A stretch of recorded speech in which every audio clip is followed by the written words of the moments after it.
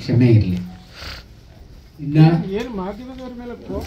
ಕೋಪ ಇಲ್ಲ. ಅಯ್ಯೋ, ಮಾಧ್ಯಮದವರೇ ನನ್ನ ಇಲ್ಲಿವರೆಗೆ ತಂದಿದ್ದು, ಅವ್ರ ಮೇಲೆ ಯಾಕೆ ನಾನು ಕೋಪ ಮಾಡ್ತೀನಿ? ಯಾರೋ ನಮ್ಮ ಪ್ರೊಡ್ಯೂಸರಿಗೆ ಮಿಸ್ಗೈಡ್ ಮಾಡಿರ್ತಾರೆ, ಆಮೇಲೆ ಮಾಡಿದ್ರೆ ಸರಿ ಬಿಡಿ, ನೀನು ತೊಂದರೆ ಇಲ್ಲ ಹಾಗೆ ಅಂತ. ಆ ಒಂದು ಇದರಿಂದ ಅವರು ಪಾಪ ಅದ್ರ ಬಗ್ಗೆ ನಾಲೆಡ್ಜ್ ಇಲ್ಲ, ಆದ್ದರಿಂದ ಇದಾಯಿತು. ಪಿಕ್ಚರು ಬಿಡುಗಡೆ ಆಗಿದೆ.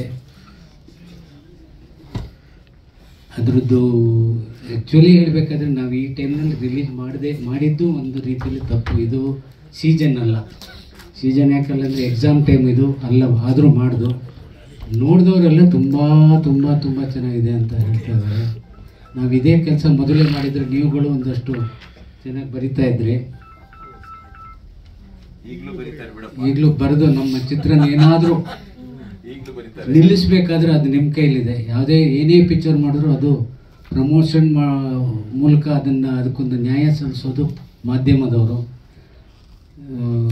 ನೀವೆಲ್ಲ ಮಾಡ್ತೀರಾ ಅನ್ನೋ ಭರವಸೆ ನನಗಿದೆ. ಏನಾದರೂ ಕ್ವಶನ್ ಕೇಳಿ. ಥಿಯೇಟ್ರ್ನಲ್ಲಿ ಈಗ ಅದೇ ಫಸ್ಟ್ ರಿಲೀಸ್ ಮಾಡಿದ ಥಿಯೇಟ್ರ್ಗಳೆಲ್ಲ ಇದೆ. ಮುಂದಿನ ವಾರ ಕಂಟಿನ್ಯೂ ಮಾಡ್ತಾ ಇದ್ದೀವಿ.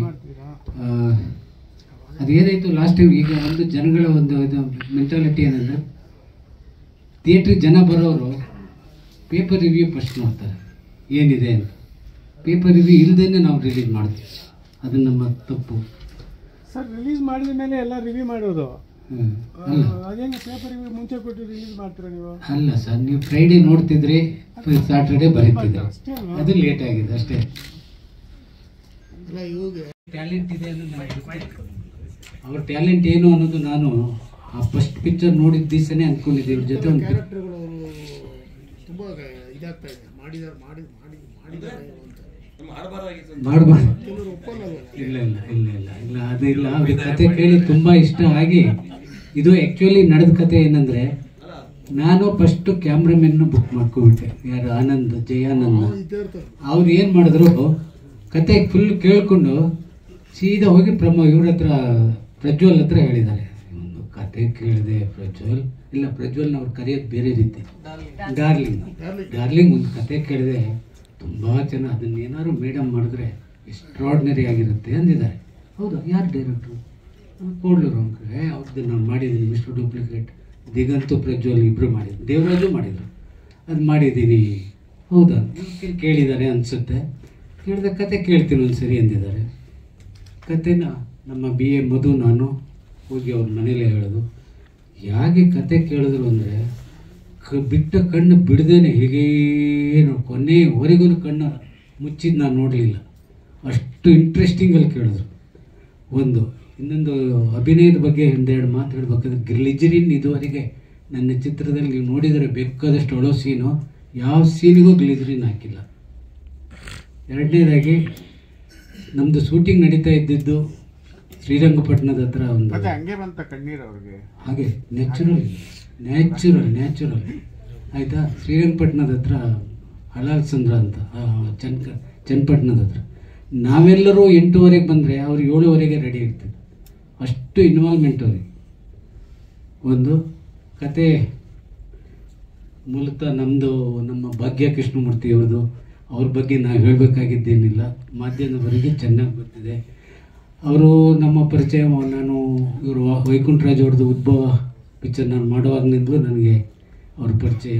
ಇನ್ಫ್ಯಾಕ್ಟ್ ನನಗೆ ವೈಕುಂಠರಾಜು ನನಗೆ ಆ ಕತೆ ಕೊಡಲ್ಲ ಅಂತ ಕೂತಾಗ ಇವರೇ ನನಗೆ ಸಹಾಯ ಮಾಡಿದ್ದು. ಎಲ್ಲ ಕೊಡಿ ಯಾಕೆ ಅಂತ ಹೇಳಿ ಕೊಡಿಸಿದ್ರು. ಅವತ್ತಿನಿಂದ ನನಗೆ ಪರಿಚಯ. ಅಸ್ವಾ ಡೈರೆಕ್ಟ್ರು, ನನ್ನ ಕತೆ ಕೆಡಿಸ್ಬಿಡ್ತೀಯ, ಮೃಣಾಲ್ ಸೇನ್ ಗೊತ್ತೇನೋ ನಿನಗೆ? ಅವ್ರು ಬಂದಿದ್ರು. ಈ ಥರ ಒಂದು 4-5 ಜನ ಡೈರೆಕ್ಟರ್ ಹೆಸರು ಹೇಳಿದ್ರು. ಕೊನೆಗೆ ನಾನು ಕಾಲು ಹಿಡ್ಕೊಬಿಟ್ಟೆ. ಸರ್, ನಾನು ಒಂದೇ ಒಂದು ಪಾಯಿಂಟ್ ಸರ್, ಒಳ್ಳೆ ಸಿನಿಮಾನು ಮಾಡಿಬಿಟ್ರಿ ಸರ್, ಮರ್ಡರ್ ಮಾಡಿಬಿಟ್ರಿ. ಒಳ್ಳೆ ಸಿನಿಮಾನು ಹಾಳು ಮಾಡಿದ್ರಿ ಅಂತ ಹೇಳ್ತಿದ್ದಾರೆ. ಕರೆಕ್ಟಾಗಿ ಪ್ರಮೋಷನ್ಸ್ ತಗೊಂಡು ಕರೆಕ್ಟಾಗಿ ಮಾಡಿದ್ರೆ ಎಲ್ಲೋ ಹೋಗ್ತಾನೆ.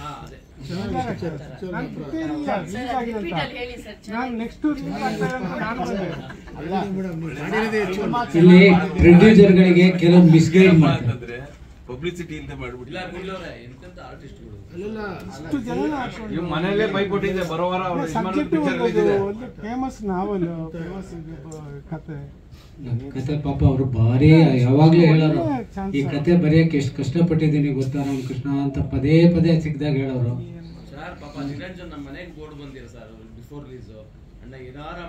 ಏನ್ ಮಾಡ್ತೀರಾ, ನಮ್ಮ ಪ್ರೊಡ್ಯೂಸರ್ ಪಾಪ ಖರ್ಚು ಮಾಡಿದ್ದಾರೆ, ಅದ್ರ ಬಗ್ಗೆ ಒಳ್ಳೆ ಟೇಸ್ಟ್ ಇದೆ ಎಲ್ಲ ಸರ್. ಪ್ರೊಡ್ಯೂಸರ್ ಅಲ್ಲ ಎಲ್ಲ ಕೇಳಿದ ಫೆಸಿಲಿಟಿ ಎಲ್ಲ ಕೊಟ್ಟಿದ್ದಾರೆ. ಬಟ್ ನಾವ್ ಹೇಳೋದೇನಂದ್ರೆ ಅವರಿಗೆ ಕೆಲವರು ಮಿಸ್ಗೈಡ್ ಮಾಡಿದ್ದಾರೆ. ಜೊತೆಗೆ ನಮ್ಮ ಡಿಸ್ಟ್ರಿಬ್ಯೂಷನ್ ಕೊಟ್ಟಿದ್ರಲ್ಲ, ಅವರು ಏನೇ ಪಬ್ಲಿಸಿಟಿ ಮಾಡಿಲ್ಲ, ಪೇಪರ್ ಆ್ಯಡ್ ಸರಿಯಾಗಿ ಹಾಕಿಲ್ಲ. ಯಾವುದೇ ಜನ ಬರಬೇಕಾದ್ರೆ ಫಸ್ಟ್ ಪೇಪರ್ ನೋಡಿ ಬರ್ತಾರೆ, ಅದನ್ನು ಮಾಡಲಿಲ್ಲ. ಈ ಥರದ ಸಾಕಷ್ಟು ತಪ್ಪುಗಳು ಆಗಿದ್ದಾವೆ.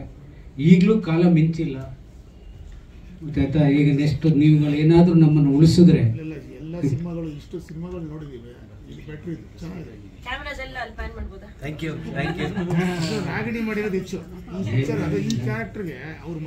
ಭಾರಿ ಇನ್ವಾಲ್ವ್ಮೆಂಟ್ ರೀ. ನಾನು ಹೇಳ್ತಿಲ್ಲ ಅಲ್ಲ, ಭಾರಿ ನಾನು ಎಲ್ಲ ಹೀರೋಯಿನ್ಗಳ ಜೊತೆ ಆಲ್ಮೋಸ್ಟ್ ಮಾಡಿದ್ದೀನಿ. ಬಟ್ ಇವರು ಇನ್ವಾಲ್ವ್ಮೆಂಟ್ ನಾನು ಯಾವ ನಟಿಯರಲ್ಲೂ ನೋಡಿರಲಿಲ್ಲ.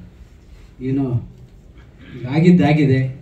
ನೀವುಗಳು ಈಗಲೂ ಮನಸ್ಸು ಮಾಡಿದ್ರೆ ಈ ಪಿಕ್ಚರ್ನ ಪ್ರಮೋಷನಲ್ಲಿ, ರೈಟಿಂಗಲ್ಲಿ ಇದನ್ನು ಉಳಿಸ್ಬೋದು, ಬೆಳೆಸ್ಬೋದು. ಇಷ್ಟು ಹೇಳ್ತೀನಿ. ನನಗಿಂತ ಈಗ ನಮ್ಮ ಮೂಲ ಲೇಖಕಿಯವರಿಂದ ಮಾತು ಕಾಲ್ಪನಿಕ ಅಷ್ಟೇ, ಪೂರ್ತಿ ಕಾಲ್ಪನಿಕ. ಯಾಕಂದರೆ ರಿಯಲ್ ಆಗಿ ಅದೆಲ್ಲ ನೋಡೋಕ್ಕೆ ನಾನು ಹುಟ್ಟ ಇರಲಿಲ್ಲ 200 ವರ್ಷದ ಹಿಂದೆ. ಹಾಗಾಗಿ ಬರೀ ಕಾಲ್ಪನಿಕ ಇದರಲ್ಲಿ ಹೆಣ್ಕೊಂಡು ಬಂದಿದ್ದೀನಿ. ಅಂದರೆ ಬರೆಯುವಾಗ ಬಹಳ ಕಷ್ಟಪಟ್ಟೆ ನಾನು. ಈ ಕಾದಂಬರಿನ ಬರೆಯುವಾಗ ತುಂಬ ಕೆಲಸ ನನಗೆ. ಮಕ್ಕಳು ಚಿಕ್ಕವರು, ಒಂದು 19 ವರ್ಷ ಆಯಿತು ಬರೆದು. ಮೊದಲು ಧಾರಾವಾಹಿಯಾಗಿ ತರಂಗದಲ್ಲಿ ಬಂದಿದ್ದು. ವಾರ ವಾರನೂ ತುಂಬ ಪತ್ರಗಳು ಬರ್ತಾ ಇತ್ತು. ಅವಾಗೆಲ್ಲ ಈ ವಾಟ್ಸಪ್ಪು ಮತ್ತು ಗೂಗಲ್ ಎಲ್ಲ ಇರಲಿಲ್ಲ. ಆಮೇಲೆ ನಾನೊಬ್ಳು ಪತ್ರಕರ್ತೆ, 38 ವರ್ಷ ಪತ್ರಕರ್ತೆಯಾಗಿ ಕೆಲಸ ಮಾಡಿದ್ದೀನಿ. ಸಹ ಸಂಪಾದಕಿಯಾಗಿ ಗೌರವ ಸಂಪಾದಕಿಯಾಗಿ ಕೆಲಸ ಮಾಡಿದ್ದೀನಿ. ಹಾಗಾಗಿ ನನ್ನ ಅಂಕಣಗಳು ಕೂಡ ಬಹಳ ಜನಪ್ರಿಯ ಆಗಿತ್ತು. ವಾರಪತ್ರಿಕೆ, ಆಮೇಲೆ ಮಂಗಳ ಪತ್ರಿಕೆ, ಆಮೇಲೆ ಕೆಲವು ಪತ್ರಿಕೆಗಳು ಸೂರ್ಯ ಪತ್ರಿಕೆ ಅಂತಿತ್ತು, ಆಮೇಲೆ ಕರುಣಾ ಪತ್ರಿಕೆ ಅಂತಿತ್ತು. ಅದಕ್ಕೆ ಸಂಪಾದಕೀಯ ಎಲ್ಲ ಇದು ಮಾಡ್ತಾ ಇದ್ದೆ. ಆಮೇಲೆ ಪ್ರಜಾವಾಣಿಗೆ ಹೋಗಿದ್ದು ನಾನು. ಸೊ ಹಾಗಾಗಿ ಪತ್ರಿಕೆಯ ಅನುಭವ ಬೇರೆ, ಅಂದರೆ ಅನಿವಾರ್ಯ ಆಗಿತ್ತು. ಹಾಗಾಗಿ ಉದ್ಯೋಗ ಕೂಡ ನನಗೆ ಅವಶ್ಯಕತೆ ಇತ್ತು ಆ ದಿನಗಳಲ್ಲಿ. ಸೊ ಮಧ್ಯರಾತ್ರಿ ಕೂತು, ಯಾಕಂದ್ರೆ ಕಣ್ಣು ಚುಚ್ಚುತ್ತೆ ಲೈಟ್ ಹಾಕಿದ್ರೆ ಅಂತ ಕಂಪ್ಲೇಂಟ್ ಇತ್ತು ಮನೆಯಲ್ಲಿ. ನನಗೆ ಕಣ್ಣು ಇದಾಗುತ್ತೆ, ನೀನು ಲೈಟ್ ಹಾಕ್ಕೊಂಡು ಕುತ್ಕೊಂಡ್ಬಿಡ್ತೀಯ ಇಷ್ಟೊತ್ತಾದ್ಮೇಲೆ ಮನೆ ಕೆಲಸ ಎಲ್ಲ ಮುಗಿಸಿ ಅಂತ. ಅದನ್ನೆಲ್ಲ ಮುಗಿಸಿ ಅವರೆಲ್ಲ ನಿದ್ದೆ ಮಾಡಿದ್ಮೇಲೆ ಸಣ್ಣದಾಗಿ ದೀಪ ಹಚ್ಚಿಟ್ಕೊಂಡು ಕುತ್ಕೊಂಡು ಬರೀತಾ ಇದೆ. ಅಂದರೆ ಇವಾಗ ವ್ಯತ್ಯಾಸ ಆಗಿದೆ ಕಾಲ. ಇವಾಗ ಬಂಗ್ಲೆಯಲ್ಲಿ ವಾಸ ಮಾಡ್ತೀವಿ, ಅವಾಗೆಲ್ಲ ಬೆಂಗಳೂರಿಗೆ ಮದುವೆ ಆಗಿ ಬಂದು ಚಿಕ್ಕ ಚಿಕ್ಕ ಮನೆಗಳು, ಇದು ಆ ಥರ ಇತ್ತು ಬದುಕು. ಸೊ ಆ ದಿನಗಳಲ್ಲಿ ಬರಿತಾ ಹೋದಾಗ ಅಂದರೆ ಸುಮಾರು 33 ಕಾದಂಬರಿ ಬರೆದಿದ್ದೀನಿ ನಾನು, ಎಲ್ಲ ಒಟ್ಟಿಗೆ ಅಲ್ಲ. ಈಗಲೂ ಮೊನ್ನೆ ಈಗ 6-7 ತಿಂಗಳಾಯಿತು ಮಹಾಕಾವ್ಯ ಬರೆದಿದ್ದೀನಿ, ಪಾಂಚಾಲಿಯ ಭಾವಾಗ್ನಿ ಅಂತ. ಸೊ ಈ ನಾವೆಲ್ ಇದೆಯಲ್ಲ, ಈ ಶಾನುಭೋಗರ ಮಗಳಿಗೆ UR ಅನಂತಮೂರ್ತಿಯವರು ಗುರುತಿಸಿ ದೊಡ್ಡೇಗೌಡರ ಹತ್ರ ನಾನು ನಂಬರ್ ತೊಗೊಂಡು ನಾನೇ ಮುನ್ನುಡಿ ಬರ್ಕೊಡ್ತೀನಿ ಅಂತ ಅವರ ಜ್ಞಾನಪೀಠ ಪ್ರಶಸ್ತಿ ವಿಜೇತರವರ ಅವರೇ ಮುನ್ನುಡಿ ಬರೆದು ಕೊಟ್ಟಿದ್ದಾರೆ ಪುಸ್ತಕಕ್ಕೆ. ಬಹಳ ಜನ ಅಂದರೆ ಒಂದು ಮೂಟೆ ಅಷ್ಟು ಪತ್ರ ಈಗಲೂ ಇಟ್ಟಿದ್ದೀನಿ ನಾನು ಅದನ್ನು. ಕೆಲವು ಕಾದಂಬರಿಗಳಿಗೆ ಅದ್ಭುತವಾದ ಪ್ರತಿಕ್ರಿಯೆಗಳು ಬಂದಿದೆ ನನಗೆ. ಮೂಟೆಯಲ್ಲಿ ಕಟ್ಟಿಟ್ಟಿದ್ದೀನಿ ನಾನು ಅದನ್ನು. ಅಂದರೆ ನಾನು ಈ ಸಿನಿಮಾ ಬಗ್ಗೆ ಏನು ಹೇಳೋಕ್ಕೆ ಇಷ್ಟಪಡ್ತೀನಿ ಅಂತ ಹೇಳಿದ್ರೆ, ಮಗು ಹುಟ್ಟಿದೆ, ಬಟ್ ಅನ್ಎಕ್ಸ್ಪೆಕ್ಟೆಡ್ ಆಗಿ ಬಿಡುಗಡೆ ಅಂದರೆ ತೊಟ್ಲಿಗೆ ಹಾಕೋ ಶಾಸ್ತ್ರ ಸಮಾರಂಭಕ್ಕೆ ಯಾರನ್ನೂ ಕರೀದೆ ಮಾಡಿಬಿಟ್ಟಂಗೆ ಆಗಿದೆ. ಇದು ಯಾವ ಥರ ಆಯಿತು, ಮಗು ಯಾರಿಗೂ ಅವಳು ಪ್ರೆಗ್ನೆಂಟ್ ಆಗಿದ್ದು ಗೊತ್ತಿಲ್ಲ, ಇನ್ನೊಂದು ಗೊತ್ತಿಲ್ಲ, ಆ ಥರ ಆಗ್ಬಿಟ್ಟಿದೆ. ಆಮೇಲೆ ತಮಾಷೆಯಿಂದ ಆಗಲೇ ಕತ್ತಿ ಉಚ್ಚೋಕೆ ಹೊರಟ್ಬಿಟ್ಟಿದ್ದಾರೆ ಅದಕ್ಕೆ. ಅದು ಎಲ್ಲೋ ಜನ ಈಗ ಬಾಯಿಂದ ಬಾಯಿಗೆ ಬರೋ ಕಾಲ ಅಲ್ಲ ಇದು, ಅಥವಾ ಕಿವಿಯಿಂದ ಕಿವಿಗೆ KS ನರಸಿಂಹಸ್ವಾಮಿ ಕಾಲದ ಥರ ಹಬ್ಬವಂಥ ವಿಷಯನೂ ಅಲ್ಲ. ಬಟ್ ಒಂದು ಆರೋಗ್ಯವಂತ ಪರಿಪೂರ್ಣವಾದ ಮಗು ಹುಟ್ಟಿದೆ. ಅದನ್ನು ಬೆಳೆಸಿ ಉಳಿಸಿ ಏನಾದರೂ ನೆನಪಿಗೆ ಇದೇ ನನಗೆ ಫೀಲ್ ಆಗ್ತಿರೋದೇನು ಅಂದರೆ, ಈ ಕನ್ನಡದಲ್ಲಿ ಅಲ್ದಿರ ಬೇರೆ ಯಾವುದೇ ಭಾಷೆಯಲ್ಲಿ ಈ ಕಾದಂಬರಿ ಚಿತ್ರೀಕರಣ ಆಗಿ ತೆರೆ ಕಂಡಿದ್ರು ಕೂಡ ಎಲ್ಲಿಗೂ ಹೋಗ್ತಾ ಇತ್ತು, ನ್ಯಾಷನಲ್ ಅವಾರ್ಡ್, ಇಂಟರ್ನ್ಯಾಷನಲ್ ಅವಾರ್ಡ್ ವರೆಗೂ ಹೋಗ್ತಾ ಇತ್ತು. ಸಿನಿಮಾದಲ್ಲಿ ಅವಕಾಶ ಪ್ರಶ್ನೆ ಅಲ್ಲ ಇದು, ಬೇರೆ ಅನ್ಸುತ್ತೆ. ಯಾಕಂದ್ರೆ ಒಬ್ಳು ಪತ್ರಿಕರ್ತೆಯಾಗಿ ನಾನು ಕೆಲವು ಕಡೆ ಎಲ್ಲ ಮೌನವಾಗಿ ವೀಕ್ಷಕಲ ಕೂತ್ಕೊಳ್ಬೇಕಾದಂತ ಅಸಹಾಯಕತೆ ನನ್ನನ್ನ ಆವರಿಸ್ಕೊಳ್ತು. ಅಂದ್ರೆ ಮಾತಾಡಿದ್ರೆ ಹೇಗೆ, ಬಿಟ್ರೆ ಹೇಗೆ, ಸೊ ಯಾವ ತರ ತಗೊಂಡು ಹೋಗೋದಿದ್ನ ನನ್ನ ಕೈ ಮೀರಿದ್ದಂತ ಒಂದು ಸಂದರ್ಭಗಳು ಎದುರಾಯ್ತು. ಹಾಗಾಗಿ ಇಲ್ಲಿ ಯಾರು ಮಾಡಿದ್ರು, ಯಾಕೆ ಮಾಡಿದ್ರು, ಹೇಗೆ ಮಾಡಿದ್ರು ನನಗೆ ಗೊತ್ತಿಲ್ಲ. ಒಟ್ಟಲ್ಲಿ ಇವತ್ತು ತೆರೆಗೆ ಬಂದಿದೆ. ತೆರೆಗೆ ಬಂದ್ರೆ ಎಲ್ಲ ಥಿಯೇಟರ್ಗಳು ಖಾಲಿ ಅಂದ್ರೆ ಹೊಟ್ಟೆ ಉರಿಯುತ್ತೆ. ಯಾಕೆ ಯಾವ್ಯಾವ್ದೋ ಮೂವಿ ಹೋಗ್ತಾ ಇದೆ, ಡಿಶ್ರಮ್ ಇದೆಲ್ಲ ಹೋಗ್ತಾ ಇದೆ, ಏನೂ ಅರ್ಥ ಇಲ್ಲ, ಹೋಗ್ತಾ ಇದೆ ಮೂವಿ. ಆಮೇಲೆ 7-8 ಕೋಟಿ ಖರ್ಚು ಮಾಡ್ತಾರೆ, ಹೋಗುತ್ತೆ. ಬಟ್ ಇದು ಒಂದು ಇದ್ರೊಳಗಡೆ ಒಂದು ಖರೀದಿ ಒಳಗಡೆನೆ ಇದು ಈ ತರ ಸಬ್ಜೆಕ್ಟ್ ಸಿಗುತ್ತಾ? ಸ್ವಾತಂತ್ರ್ಯ ಪೂರ್ವದಿದು ಎಷ್ಟು ಜನ ಗಂಭೀರವಾಗಿ ನೋಡೋ ಅಂತ ಒಂದು ಸಿನಿಮಾ, ಇದಕ್ಕೆ ಏನ್ ಪ್ರಚಾರ ಸಿಕ್ಬೇಕು, ಸಿಕ್ಕಿಲ್ಲ. ಅದು ಬಹುಶಃ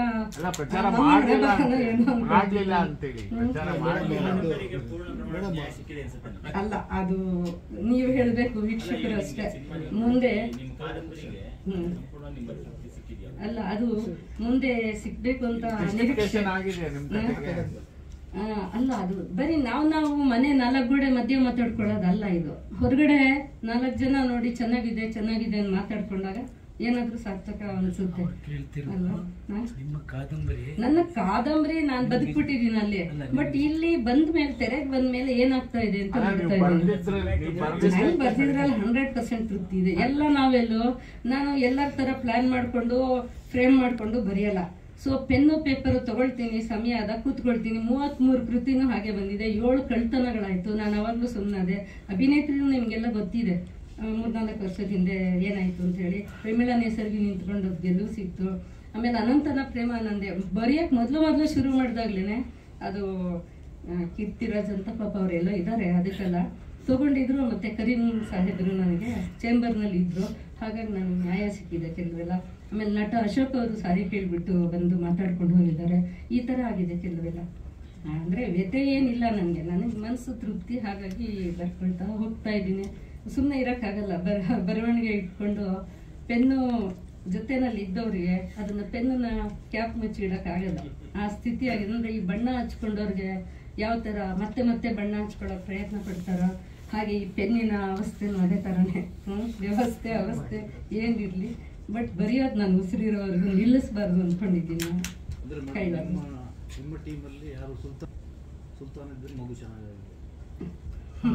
ಇಲ್ಲ ಇದೆ ನಾನು ಅದನ್ನ ಬರ್ದಿರೋದ್ನೇ ಅವ್ರು ಮಾಡಿದ್ದಾರೆ. ಯಾವ್ದು ನನ್ನ ರಕ್ಷಣೆ ಮಾಡಕ ಇವಾಗ ನೀವುಗಳೇ ನನಗೆ ಸುಲ್ತಾನ್ರಾಗಬೇಕಷ್ಟೇ. ಪತ್ರಕರ್ತರು ಮತ್ತೆ ಈ ಮಾಧ್ಯಮದವರೇ ನನಗೆ ಇವಾಗ ಸುಲ್ತಾನ್ರಾಗಿ ನನ್ನನ್ನು ಕಾಪಾಡ್ಬೇಕು, ನನ್ನ ಕೃತಿನೂ ಕಾಪಾಡ್ಬೇಕು ಅಂತ ಕೈ ಮುಗಿದು ಕೇಳ್ಕೊಳ್ತಿದ್ದೀನಿ ನಾನು. ಯಾಕಂದ್ರೆ ನಿಮ್ಗೆ ಗೊತ್ತಿದೆ, ನಾನು ಮಾಡಿರೋ 32 ಪಿಕ್ಚರ್ನಲ್ಲಿ 14 ಕಾದಂಬರಿ ಆಧಾರಿತ ಚಿತ್ರಗಳು.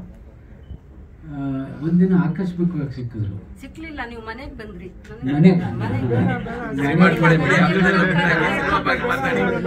ಸಿನಿಮಾದ ಬಗ್ಗೆ ಮನೆಗೆ ಬಂದ್ರೆ ಮಾತ್ರ ಹಿಡ್ಕೊಂಡು 20 ವರ್ಷ ಆಗಿದೆ ಅದಕ್ಕೆ.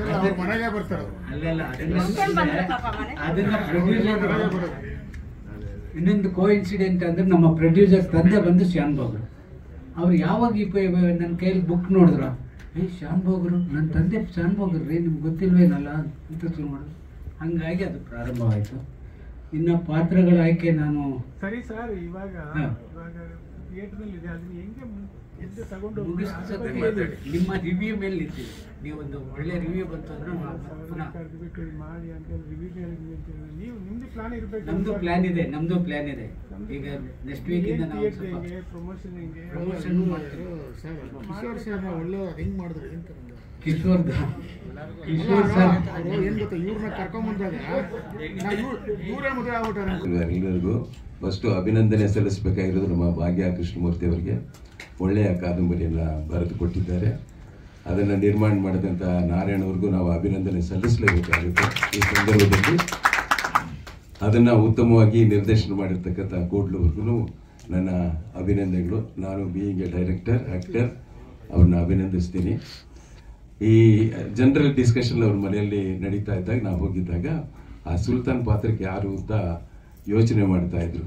ಆವಾಗ ಕಿಶೋರು ಮಾಡಿದ್ರೆ ಚೆನ್ನಾಗಿರುತ್ತೆ ಅಂತಂದ್ರೆ ನನ್ನ ಹತ್ರ ಅವ್ರ ನಂಬರ್ ಇತ್ತು, ಮುಂಚೆ ಒಂದ್ಸತಿ ಮಾತಾಡಿದ್ದೆ, ಹಾಗಾಗಿ ನಂಬರ್ ಕೊಟ್ಟೆ ಅವರಿಗೆ, ಕೂಡ್ಲು ಅವ್ರಿಗೆ. ತಕ್ಷಣ ಕಾಂಟ್ಯಾಕ್ಟ್ ಮಾಡಿ ಅವ್ರನ್ನ ಹಿಡಿದು ಈ ಸಿನಿಮಾಕ್ಕೆ ಹಾಕಿದ್ದಾರಲ್ಲ, ಅದು ನಿಜವಾಗ್ಲೂ ಒಂದು ಪ್ಲಸ್ ಪಾಯಿಂಟ್, ಅಂದರೆ ದೊಡ್ಡ ಪ್ಲಸ್ ಪಾಯಿಂಟು ಕೂಡ್ಲು ಮಾಡಿರ್ತಕ್ಕಂಥ ಕೆಲಸ. ಕಿಶೋರು ಇಡೀ ಈ ಶಾನುಭೋಗರು ಮಗಳಲ್ಲಿ ಆ ಹೊರೆಯನ್ನು ಹೊತ್ಕೊಂಡಿದ್ದಾರೆ. ಅದರ ಹೊರೆ ನಮ್ಮ ಈ ಚಿತ್ರದ ಹೊರೆಯನ್ನು ನಮ್ಮ ರಾಗಿಣಿಯವರು, ಅವರ ಅದ್ಭುತವಾದ ನಟನೆ, ಅದ್ರ ಬಗ್ಗೆ ವರ್ಣಿಸೋದಕ್ಕೆ ಸಾಧ್ಯನೇ ಇಲ್ಲ. ಬಹಳಷ್ಟು ನಾನು ಮೊನ್ನೆ ಮೆಗಾ ಸಿಟಿನಲ್ಲಿ ಸಿನಿಮಾ ನೋಡಿದಾಗ ಬಹಳಷ್ಟು ಕಡೆ ನನ್ನ ಕಣ್ಣಲ್ಲೇ ನೀರು ಕರೆಸುವಂತಾಯಿತು. ಇವರನ್ನು ಮೋಹಿಸಿ ಸೌಂದರ್ಯವನ್ನು ನೋಡಿ ಅಪೇಕ್ಷೆ ಪಟ್ಟಾಗ ಅವರು ಆ ಅಭಿನಯ, ಆ ಡೈಲಾಗ್ಗಳು ಹೇಳುವ ಒಂದು ಸಂದರ್ಭ ತುಂಬಾ ಚೆನ್ನಾಗಿತ್ತು. ಇಂಥ ಸುಲ್ತಾನನ ಮನಸ್ಸನ್ನೇ ಬದಲಾಯಿಸುವಂಥ ಒಂದು ಸನ್ನಿವೇಶದಲ್ಲಿ ಬಹಳ ಅದ್ಭುತವಾಗಿ ಮಾತಾಡಿದರು. ಅವರು ಬಸರಿಯಾಗಿ ತಪ್ಪಿಸ್ಕೊಂಡು ಓಡೋದಾಗ ಒಂದು ಕೆಳಜಾತಿ ಮನೆಯಲ್ಲಿ ಆ ಹಸುವಿನ ಕಾತುರ ಹೆಂಗಿತ್ತೆ ಅನ್ನೋದು, ಅನ್ನ ತಗೊಂಡು ತಿಂತಾರಲ್ಲ, ಅದು ನಿಜವಾಗ್ಲೂ ಬಹಳನೇ ಅದ್ಭುತವಾಗಿ ಮಾಡಿದೆ. ಇದು ಒಂದು ಎರಡು ಅಂತಲ್ಲ, ಬಹಳಷ್ಟು ದೃಶ್ಯಗಳು ನಾನು ಸ್ಪೆಸಿಫೈ ಮಾಡಿಲ್ಲ ಕೆಳಜಾತಿ ಅಂತ. ಅಲ್ಲ ಆ ಯಮ್ಮ ಪದ್ಮಾಶ ವಾಸಂತಿ ಏನ್ ಮಾಡ್ತಾರೆ, ಮುಟ್ಕೊಳ್ದೇ ತರ ಇದು ಮಾಡ್ತಾರೆ. ಭಾಗ್ಯ ಕೃಷ್ಣಮೂರ್ತಿ ಅವರು ಬರೆದಿರೋದು ಕರೆಕ್ಟ್ ಇದೆ, ಬಟ್ ಅಲ್ಲಿ ಅವರ ಪದ್ಮವಾಸಂತಿ ಏನ್ ಮಾಡ್ತಾರೆ, ಮುಟ್ಕೊಳ್ಳೋದಂಗೆ ದೂರ ಇದ್ದು ಇದು ಮಾಡ್ತಾರೆ. ಅವಾಗ ಇವ್ರು ಹೇಳ್ತಾರೆ ಏನಿದ್ರು ಪರವಾಗಿಲ್ಲ, ಇದಕ್ಕೆ ಯಾವುದು ಭೇದಗಳಿಲ್ಲ ಅಂತ ಹೇಳಿ. ಆ ಒಂದು ದೃಶ್ಯವನ್ನು ಅಲ್ವಾ ಬಹಳ ಚೆನ್ನಾಗಿದೆ. ಉದ್ದೇಶ ಏನಿತ್ತು ಅಂತ ಹೇಳಿದ್ರೆ, ಅಂದ್ರೆ ಇಲ್ಲಿ ಜಾತಿ ಹೊಟ್ಟೆ ಹಸುವು ಅಂತ ಬಂದಾಗ ಜಾತಿ ನೀತಿ ಯಾವ ಇದು ಆದ್ರೆ ಹೇಳ್ಸಿದ್ರೆ ಅವ್ರ ಹತ್ರ ಬಿಡಿ, ಚೆನ್ನಾಗಿದೆ. ಅದನ್ನ ಹೇಳ್ಬಿಟ್ಟು ಆ ಗಬ ಅಂತ ತಿಂತಾರೆ, ಅದು ಬಹಳ ಚೆನ್ನಾಗಿ ಮಾಡಿದ್ರೆ. ಅದರಲ್ಲಿ ನಿರಂಜನು ತುಂಬಾ ಚೆನ್ನಾಗಿ ಆಕ್ಟ್ ಮಾಡಿದ್ರೆ. ಆಮೇಲೆ ಆ ರೋಹಿಣಿ ಪಾತ್ರ, ಅವರು ಹೆಸರು ಗೊತ್ತಿಲ್ಲ, ಒರಿಜಿನಲ್ ಹೆಸರೇನು, ರಿಷಿಕಾ ಅಂತ, ಅವರು ಸಹ ಬಹಳ ಒಳ್ಳೆ ಅಭಿನಯವನ್ನು ಮಾಡಿದ್ದಾರೆ. ಪದ್ಮ ವಾಸಂತಿ ಮಾಡಿದ್ದಾರೆ, ಸುಧಾ ಬೆಳವಾಡಿ, ರಮೇಶ್ ಭಟ್ಟು, ಆಮೇಲೆ ಕಿಶೋರ. ನಾವೊಂದು ಚಿಕ್ಕ ಪಾತ್ರವನ್ನ ಮಾಡಿದ್ದೀವಿ ಬಿಡಿ, ನಾವು ರೆಗ್ಯುಲರ್ ಆಗಿ ಮಾಡ್ತಾ ಇರ್ತೀವಿ. ನನ್ನ ಮಗ ಕೂಡ ಮಾಡಿದ್ದಾನೆ, ಕಾಸಿಮ್ ಅನ್ನೋ ಪಾತ್ರವನ್ನು ಮಾಡಿದ್ದಾನೆ. ಒಟ್ಟಾರೆ ಟೀಮು ಒಳ್ಳೆಯ ಸಿನಿಮಾ ಮಾಡಿದ್ದಾರೆ. ಅವರು ಹೇಳಿದಾಗೆ ಅವರು ಕ್ಷಮೆ ಕೇಳಿದ್ದು ಅದು ಸಾಕು. ನಿಜವಾಗೇನೆ ಯಾವುದೇ ಒಂದು ಸರಿಯಾದ ಪ್ರಚಾರ ಇಲ್ಲದೆ ಸಿನಿಮಾನ ಯಾಕೆ ನನ್ನ ಮದುವೆಗೆ ಬಂದಿಲ್ಲ ನೀನು, ಪ್ರಚಾರ ಮಾಡಿ ನಂಗೆ ಇನ್ವಿಟೇಷನ್ ಕೊಟ್ಟಿದ್ರಲ್ಲ, ಕರೆದಿದ್ರಲ್ವ ನಮ್ಮ ಮದುವೆಗೆ ಮಾಡೋದು, ನೀನು ಹೋಗಿ ದೇವಸ್ಥಾನದಲ್ಲಿ ಮದುವೆ ಮಾಡ್ಕೊಂಡ್ಬಿಟ್ರೆ ನನಗೇನು ಗೊತ್ತಾಗುತ್ತೆ. ಆ ಥರ ದಿಢೀರಂತ ಈ ಸಿನಿಮಾವನ್ನ ರಿಲೀಸ್ ಮಾಡಿಬಿಟ್ಟಿದ್ದಾರೆ. ಅದು ಒಂದು ವೇದನೆ ಅವ್ರಿಗೂ ಇದೆ. ಆಮೇಲೆ ಭಾಗ್ಯ ಅವರು ಮಾತಾಡುವಾಗ ಅವ್ರಿಗೂ ಆ ನೋವು ಕಾಣ್ತಾ ಇದೆ. ನನ್ನ ಕಾದಂಬರಿ ಇಷ್ಟು ಒಳ್ಳೆ ಸಿನಿಮಾ ಆಗಿ ಕೂಡ ಜನರ ಬಾಯಿಂದ ಬರಬೇಕು ಅನ್ನೋದು ಅದೊಂದೇ ಅಲ್ಲ, ಪುಟ್ಟಣ್ಣ ಕಣಗಾಲಾಗ್ಲಿ, ಗೀತಪ್ರಿಯ ಅವರಾಗ್ಲಿ ಕಾದಂಬರಿಗಳನ್ನು ತಗೊಂಡಾಗ ಲೇಖಕರ ಹೆಸರನ್ನ ಹೈಲೈಟ್ ಮಾಡೋರು. ಬಟ್ ಇಲ್ಲಿ ನಟ ನಟಿಯರ ಮಧ್ಯೆ ನನ್ನ ಹೆಸರು ಹಾಕಿದ್ದಾರೆ. ಯಾಕೆ, ಯಾರು ಮಾಡಿದ್ರು, ಯಾರು ಎಡಿಟ್ ಮಾಡಿದ್ರು ನಂಗೆ ಗೊತ್ತಿಲ್ಲ. ನಿಮಗೆ ಅಧಿಕಾರ ಖಂಡಿತವಾಗ್ಲೂ ಇದೆ ಮೇಡಮ್, ನಿಜವಾಗ್ಲೂ. ಭಾಗ್ಯ ಅವರೇ, ನೀವು ಕೇಳಬೇಕಾದ ಈ ಪ್ರಶ್ನೆ ಕೇಳಿ. ಫೈಟ್ ಮಾಡ್ಕೊಂಡು ಬಂದವಳು ನಾನು. ಕತೆ ಮೇಲ್ಗಡೆ ತೆಗೆದು ಕಾದಂಬರಿ ಆಧಾರಿತ ಅಂತ ಸಾಮಾನ್ಯವಾಗಿ ಆಗ್ತಾ ಇಲ್ಲ, ಅವ್ರು ನೋವು ಹೇಳ್ಕೊಡ್ತಿದ್ದಾರೆ ಬಿಡಿ ಅವ್ರೆ, ಆಗೋಗ್ಬಿಟ್ಟಿದೆ ಈಗ. ಎಲ್ಲೋ ಗುಂಪಲ್ಲಿ ಹಾಕಿದ್ದಾರೆ ಅಂತ ಹೇಳಿ ಅವ್ರ ನೋವು ಪಾಪ. ಅವರು ಕೊಡ್ಲು ಸರ್, ಯಾಕೆ ಸರ್ ಹಾಗೆ ಸುಲ್ತಾನ್ರು ಈ ಸಿನಿಮಾ ನಿಲ್ಸಿದ್ದಾರೆ. ಮಾತಾಡಿ ಸುಲ್ತಾನ್ ಮಾತಾಡ್ಬೇಕು ಕಾಲದಲ್ಲಿ ಇದ್ರು, ಮೈಸೂರು ಮಹಾರಾಜರು ಇದ್ರು. ಹಾಗಾಗಿ ಅವ್ರು ಮಾಡಿದ್ದಾರೆ, ನಾನು ಏನ್ ಮಾಡಿ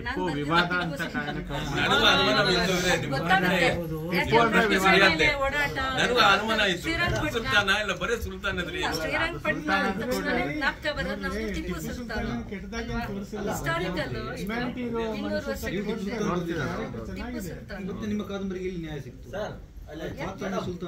ಈಗ ಅದಕ್ಕೆಲ್ಲ ಗಲಾಟೆ ಮಾಡಿಕೊಂಡು ಕೆಲವೆಲ್ಲ ನಾವು ನೋಡಿದ್ರು ನನ್ನ ಮಟ್ಟಿಗೆ ಕಾದಂಬರಿಕಾರ ಕಾದಂಬರಿ ಬರೀತಾ ಅವರದೇ ಒಂದು ಕಲ್ಪನೆ ಇರುತ್ತೆ. ಆದರೆ ಸಿನಿಮಾ ಮಾಡೋರು ಸಿನಿಮಾದೇ ಬೇರೆ ಭಾಷೆ,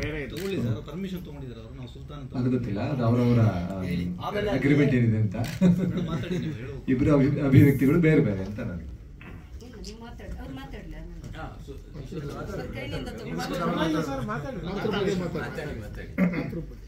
ಇನ್ನಿಲ್ಲ, ಖುಷಿ ಆಯಿತು. ನನಗಿದು ಒಂದು ಹೆಣ್ಣು ಹೋರಾಟದ ಕಥೆ ಕಾಣಿಸ್ತಾ ಇದೆ. ಹೆಣ್ಣನ್ನು ಕೇಂದ್ರವಾಗಿ ಇಟ್ಕೊಂಡು ಮಾಡ್ತಾ ಇರೋಂಥ ಸಿನಿಮಾಗಳು ತುಂಬ ಕಡಿಮೆ ಆಗ್ತಾ ಇರೋಂಥ ಕಾಲದಲ್ಲಿ ಇದರಲ್ಲಿ ಇತಿಹಾಸ ಒಂದಷ್ಟು, ಅದರಲ್ಲಿ ಕಾಲ್ಪನಿಕ ಇತಿಹಾಸ ಒಂದಷ್ಟು, ಜೊತೆಗೆ ಸಮಾಜದ ಸುಮಾರು ವಿಷಯಗಳನ್ನ ಇಟ್ಕೊಂಡು ಜಾತಿಯ ಭೇದ, ಅದಲ್ಲದೆ ಪುರುಷ ಪ್ರಧಾನ ಸಮಾಜದಲ್ಲಿ ಹೆಣ್ಣಿನ ಮೇಲೆ ನಡೆಯುವ ದೌರ್ಜನ್ಯ, ಕೊನೆಯಲ್ಲಿ ನೋಡಿ ಹೇಳೋ ಮಾತು ತುಂಬ ಪ್ರಸ್ತುತ ಅನ್ನಿಸ್ತು. ಹೊರಗಡೆಯವ್ರು ಮಾತ್ರ ದೌರ್ಜನ್ಯ ಮಾಡಲ್ಲ, ನಮ್ಮ ಮನೆಯಲ್ಲೂ ದೌರ್ಜನ್ಯ ಆಗಿದೆ, ಗಂಡನ್ನೇ ಅವ್ರು ಟಾರ್ಗೆಟ್ ಮಾಡಿ ಹೇಳ್ತಾರೆ, ಕೊನೆಗೆ ಎಲ್ಲದರಿಂದ ಬಿಡುಗಡೆ ಹೊಂದಿ ಹೊರಡ್ತಾರೆ. ಆ ಆಶಾವಾದದ್ದೆಲ್ಲ ನನಗೆ ತುಂಬ ಇಂಟ್ರೆಸ್ಟಿಂಗ್ ಶಾಟ್ ಅನಿಸಿತ್ತು, ಕೊನೆ ಶಾಟ್. ಮೋಸ್ಟ್ ಪ್ರಾಬಬ್ಲಿ ನನಗೆ ಈ ಸಿನಿಮಾಗಿಂತ ಮುಂದೆ ಏನಾಗುತ್ತೆ ಅನ್ನೋ ಸಿನಿಮಾ ಬಗ್ಗೆ ಹೆಚ್ಚಿಗೆ ಕುತೂಹಲ ಇದೆ. ತುಂಬ ಚೆನ್ನಾಗಿ ಏನೋ ಒಂದು ಕತೆ ಮಾಡ್ಬೋದು ಅವ್ರಿಗೆ. ಇಲ್ಲ, ಅಲ್ಲಿಂದ ಅದು ಪ್ರಾರಂಭದ ಥರ ನನಗೆ ಕಾಣಿಸ್ತಾ ಇದೆ, ಅಲ್ಲಿಂದ ಇನ್ನೊಂದು ಅದ್ಭುತವಾದ ಇನ್ನೊಂದೇನೋ ಕಥೆ ಆಗುತ್ತೆ ಅಂತ ನನಗೆ ಅನಿಸ್ತಾ ಇದೆ. ಮೇಡಮ್ ನೋಡಿ ಬರೆದ್ರೆ ಮುಂದುವರೆದ ಕಥೆ. ಸೊ ರಾಮಕೃಷ್ಣ ಸರ್ ಅವರ ಅನುಭವ, ತುಂಬ ಅದ್ಭುತವಾದಂಥ ಪ್ರತಿಭೆ ಇವೆಲ್ಲವೂ ಸೇರಿ ಒಂದು ಉತ್ತಮವಾದ ಚಿತ್ರ ಆಗಿದೆ. ಇವತ್ತು ಒಳಗಡೆ ಬರ್ತಾ ಅಲ್ಲಿ ಎದುರುಗಡೆ ಸ್ಕೂಲ್ ಮಕ್ಕಳು ಬಂದು ಕಾಂತಾರ ನೋಡಿದ್ದಾರೆ ಅನ್ಸುತ್ತೆ, ಮಾತಾಡ್ತಾ ಇದ್ರು. ನನಗದೇ ಅನ್ನಿಸ್ತು, ಇವರೇ ನಮ್ಮ ಮುಂದಿನ ಪ್ರೇಕ್ಷಕರಲ್ಲ, ಇವರಿಗೆ ನಾವು ಯಾವ ಥರದ ಸಿನಿಮಾ ಕೊಡ್ತಾ ಇದೀವಿ ಅನ್ನೋದ್ರ ಬಗ್ಗೆ ತುಂಬ ಜವಾಬ್ದಾರಿಯುತವಾಗಿರಬೇಕಾಗತ್ತೆ. ಸೊ ಆ ಥರದ ಒಂದು ಸಿನಿಮಾ ಇದು ಅಂತ ನನಗನ್ನಿಸ್ತು. ತುಂಬ ಉತ್ತಮ ಮೌಲ್ಯಗಳ ಬಗ್ಗೆ ಮಾತಾಡುವಂಥದ್ದು ಇದೆ. ಅಂದರೆ ಅದು ಪೀರಿಯಡಲ್ಲಿ ಸೆಟ್ ಆಗಿದೆ. ಹಿಂದಿನ ಆ ಕಾಲದಲ್ಲಿ ಇದ್ದಂಥ ಒಂದು ಮನೆಯ ವ್ಯವಸ್ಥೆ, ಸಂಸಾರದ ವ್ಯವಸ್ಥೆ, ಅಲ್ಲಿದ್ದ ಹೈರಾರ್ಕಿ, ಅಲ್ಲಿ ಹೆಣ್ಣನ್ನು ಹೇಗೆ ನಡೆಸ್ಕೊತಾ ಇದ್ರು, ಹೆಣ್ಣಿನ ಕಥೆ ಏನಿದೆ, ಹೆಣ್ಣನ್ನು ಹೇಗೆ ನಡೆಸ್ಕೊತಾ ಇದ್ರು, ಇವೆಲ್ಲವನ್ನ ಹೇಳ್ತಾ ಅವಳು ಅದರ ವಿರುದ್ಧ ಹೆಚ್ಚು ಕಡಿಮೆ ಮೌನವಾಗಿ ತಿರುಗಿ ಬಿದ್ದಿದ್ದಾಳೆ. ಕೊನೆಯಲ್ಲಷ್ಟೇ ಅದು ಆ್ಯಕ್ಷನ್ ಆಗುತ್ತೆ. ಅದುವರೆಗೂ ಒಂದು ಸಣ್ಣ ಹೋರಾಟದ ಎಳೆ ಅವಳಲ್ಲಿ ಇದ್ದೇ ಇದೆ. ಸೊ ಇದನ್ನು ನಾವು ನಮ್ಮ ಹೆಣ್ಣು ಮಕ್ಕಳಲ್ಲಿ ನಾವು ತರಲಿಕ್ಕೆ ಸಾಧ್ಯ ಆದರೆ, ಈ ಬಂಡಾಯ ಅಂದರೆ ದೌರ್ಜನ್ಯದ ವಿರುದ್ಧ, ತುಳಿತದ ವಿರುದ್ಧದ ಬಂಡಾಯವನ್ನು ತರಲಿಕ್ಕೆ ಸಾಧ್ಯ ಆದರೆ, ಈ ಸಿನಿಮಾ ಆ ಥರದ ಒಂದು ಬೀಜವನ್ನು ನಮ್ಮ ಹೆಣ್ಣು ಮಕ್ಕಳಲ್ಲಿ ಮನಸ್ಸಿನಲ್ಲಿ ಬಿತ್ತೋದಕ್ಕೆ ಸಾಧ್ಯ ಆದರೆ ಸಾರ್ಥಕ ಅಂತ ನನಗನ್ಸುತ್ತೆ. ಇದ್ರ ಮುಂದಿನ ಕಥೆ ನಾನು ನೋಡಬೇಕು, ಅದು ಸಿನಿಮಾದಲ್ಲಿ ಕೂಡ ನಮ್ಮ ಪ್ರೇಕ್ಷಕರಲ್ಲಿ ಕೂಡ. ಧನ್ಯವಾದ. ಫಸ್ಟ್ಲಿ ಎಲ್ಲರಿಗೂ ನಮಸ್ಕಾರ.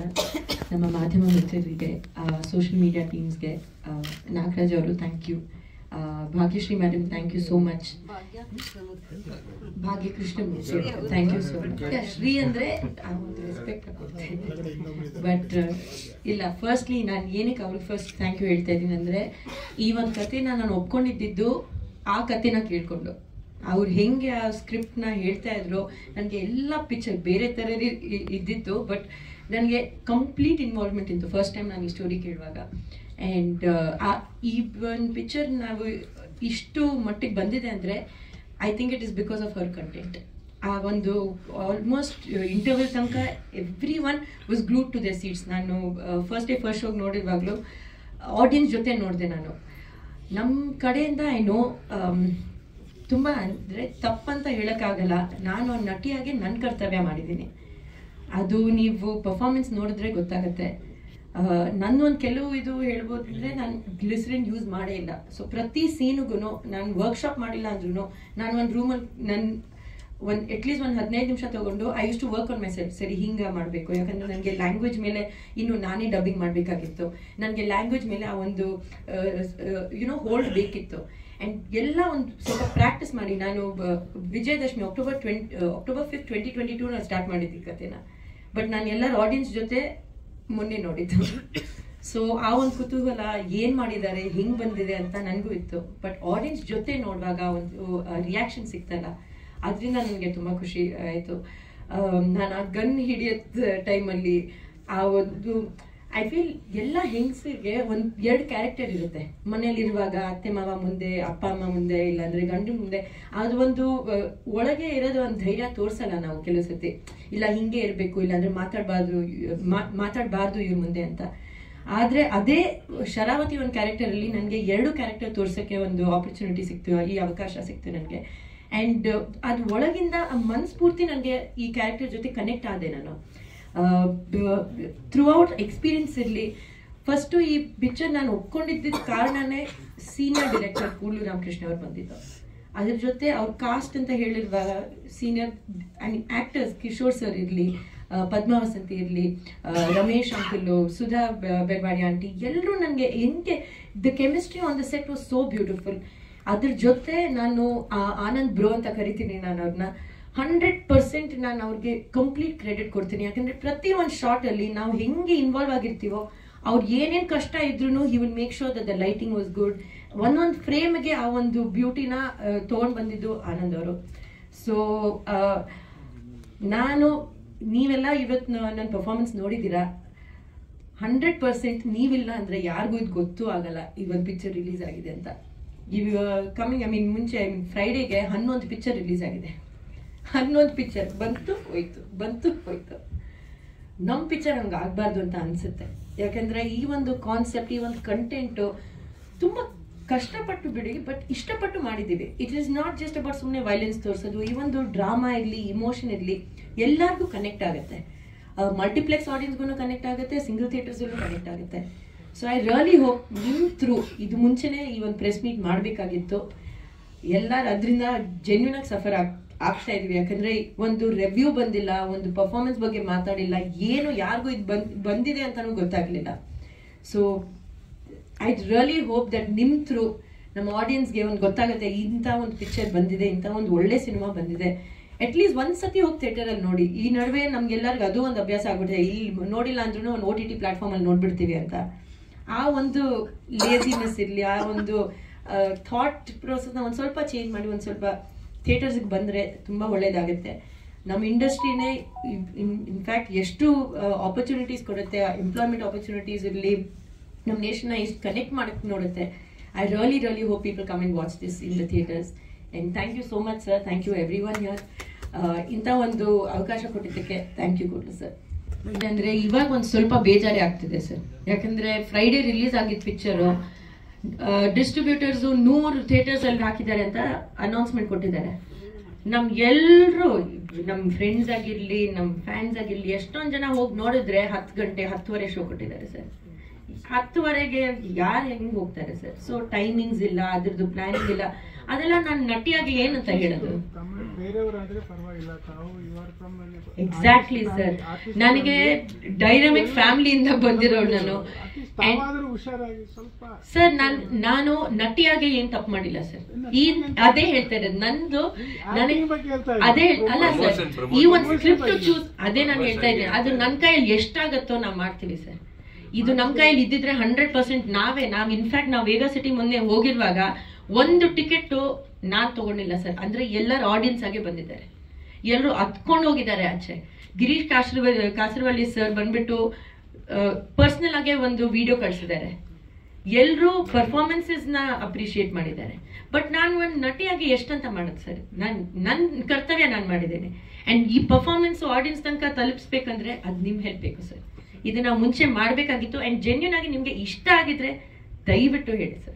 ಜನಕ್ಕೆ ಇದು they should know that such A film exist. And ನಾನು ಅದಂತೂ ಹೆಮ್ಮೆಯಾಗಿ ಹೇಳ್ತೀನಿ, ಅಪ್ಪ ಅಮ್ಮಗೆ ಇನ್ನೂ ನಾನು ಅತ್ತೆ ಮಾವಗೆ ತೋರಿಸ್ಬೇಕು ಅಂತ ತುಂಬಾ ಆಸೆ ಇದೆ. ಬಟ್ ಒಂದು ಸ್ವಲ್ಪ ಪ್ರಮೋಷನ್ ಆದ್ರೆ, ಜನಕ್ಕೆ ಗೊತ್ತಾದ್ರೆ 100% ಕರ್ಕೊಂಡು ಹೋಗ್ತೀನಿ. ಫಸ್ಟ್ ಶೋಗೆ ಪ್ರಜ್ವಲ್ ಅವರು ಬಂದಿದ್ರು, ತುಂಬಾ ಇಷ್ಟಪಟ್ರು ಸರ್. ಬಟ್ ಅಲ್ಲಿ ಥಿಯೇಟರ್ ನೋಡ್ಬಿಟ್ಟು ಇಷ್ಟೇನಾ, ಅದು ಹೆಂಗೆ ಯಾರಿಗೂ ಗೊತ್ತಾಗ್ಲಿಲ್ಲ. ನಾವು ಥಿಯೇಟರ್ ಇಂದ ಆಚೆ ಬಂದ ತಕ್ಷಣ ಯಾರೂ ಇರ್ಲಿಲ್ಲ ಸರ್. ಅದು ಯೂಶಲ್ ಆಗಿ ನಮ್ಗೆ ಆಗೋದೇ ಇಲ್ಲ. ಅಂದ್ರೆ ನಮ್ಗೆ ತುಂಬಾ you are very close to us.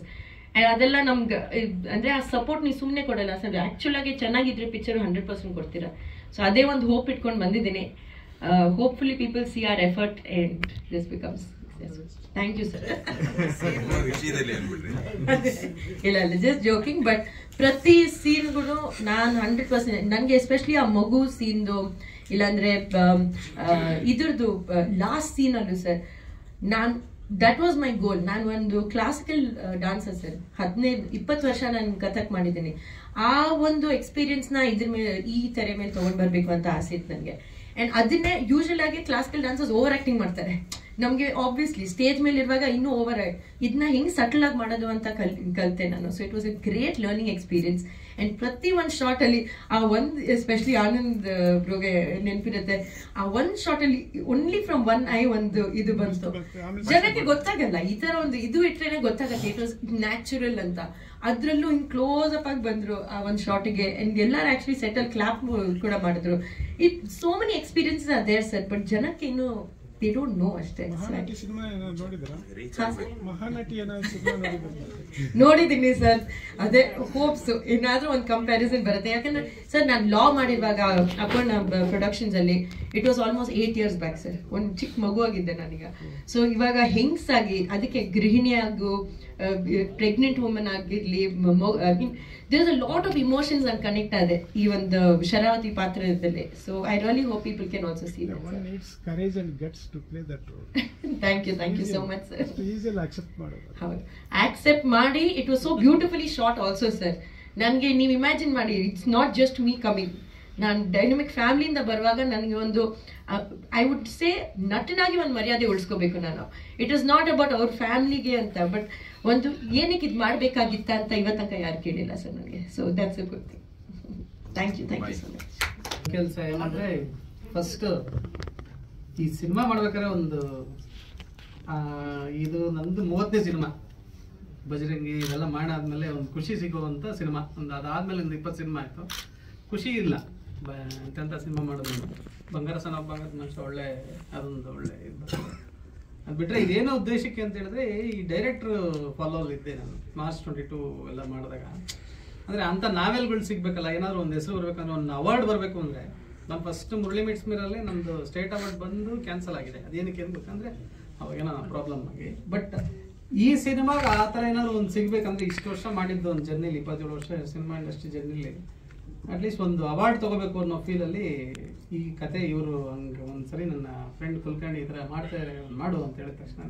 But ರೆಮೆಂಡೇಷನ್ನು ಇನ್ನೊಂದು ಮತ್ತೊಂದು, ಈಗ ಬಜೆಟ್ ಇರೋದೇ ಇಷ್ಟು, ಅಲ್ಲಿ ಬಂದ್ಬಿಟ್ಟು ರೆಮೆಂಡೇಷನ್ ಕೇಳಿದ್ರೆ ಅವೆಲ್ಲ ಮೈಂಡ್ ಸೆಟ್ ಇಟ್ಕೊಳ್ದಿರ ಕತೆ ನಾವೆಲ್ಲೂ ಅಂದ ತಕ್ಷಣನೇ ಫಸ್ಟ್ ಇಲ್ಲ ಮಾಡೋಣ ಟ್ರೈ, ನೀವು ಏನು ಕೇಳ್ತಿರೋ ಅದಕ್ಕೆ 100% ನಾನು ಕೊಡ್ತೀನಿ. ನಂದು ಇರೋ ಈ 30 ಸಿನಿಮಾನ ಒಂದು ಆ ಅನುಭವದಲ್ಲಿ ಇದರಲ್ಲಿ ನನ್ನ ಕೆಲಸ ನಾನು ಮಾಡ್ಕೊಡ್ತೀನಿ ಅಂತ ಹೇಳಿದೆ. ಅದರಲ್ಲಿ ಇದ್ದಿದ್ದ ಕಷ್ಟನೂ ಯಾರು ಯೋಚನೆನೂ ಮಾಡೋಕ್ಕಾಗಲ್ಲ. ಇದನ್ನ ಬಿಟ್ಟು ಒಂದು ಫ್ರೇಮ್ ನೀವೆಲ್ಲೇ ಟರ್ನ್ ಮಾಡಿದ್ರು ನೀವು ಇಲ್ಲಿವರೆಗೂ ಯಾವುದು CG ಇಲ್ಲ ಇದರಲ್ಲಿ. CG ಇದ್ದು ಬಜೆಟ್ ಇದ್ದು ಏನಾದ್ರು ಮಾಡಬೇಕು ಅಂತ ಹೇಳಿದ್ರೆ ನಿಮಗೆ ಈ ಥರದ್ದು ಚಾವಾ ಅಂತ ಸಿನಿಮಾ ಮಾಡ್ಬೋದು, ಇನ್ನೊಂದು ದೊಡ್ಡ ದೊಡ್ಡ ಸಿನಿಮಾಗಳು ಮಾಡ್ಬೋದು.